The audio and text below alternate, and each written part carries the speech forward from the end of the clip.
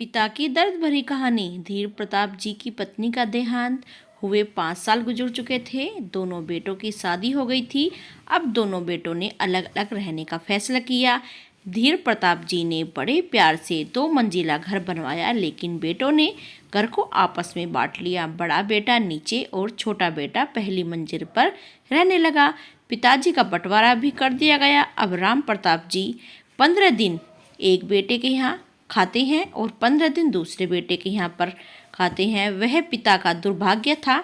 साल में जो महीने के 31 दिन के होते थे, उस एक दिन धीर प्रताप जी को भूखे रहना पड़ता था, क्योंकि 31 दिन का महीना होता था। पिता अब अपना जीवन पूजा पाठ में बिता रहे थे। जो महीना 31 दिन का होता था, उस दिन धीर प्रताप जी अपने आप को सही समझते थे कि मैं व्रत ही रखूं। आज कोई पर्व है और उन्होंने उपवास रखा है।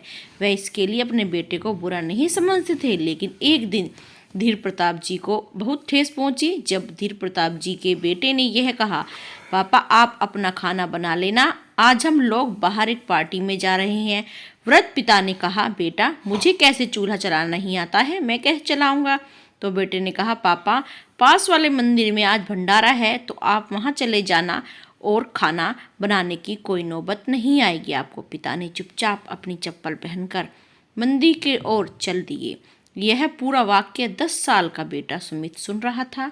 पार्टी में जाते वक्त रास्ते में सुमित ने अपने पापा से कहा, पापा मैं जब बहुत बड़ा आदमी बन जाऊंगा ना, तब मैं भी अपना घर किसी मंदिर के पास ही बनवाऊंगा। माँ ने उत्सुकतावश पूछा, क्यों बेटा? सुमित ने जवाब दिया। उसे सुनकर उस बेटे और बहू का सिर शर्म से झुक गया, जो अपने पिता को मंदिर में छोड़ कर आए थे। सुमित ने कहा, क्योंकि पापा जब मुझे भी किसी दिन ऐसी ही पार्टी में जाना होगा, तब तुम भी तो किसी मंदिर में भंडारे में खाना खाने जाओगे ना।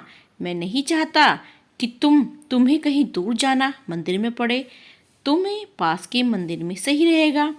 पत्थर तब तक सलामत रहता है, तब तक पत्थर पर कोई दरार न पड़े जब तक वो पेड़ से जुड़ा हो। इंसान तब तक सलामत है जब तक वो परिवार से जुड़ा है, क्योंकि परिवार से अलग होकर आज़ादी तो मिल सकती है, लेकिन संस्कार चले जाते हैं।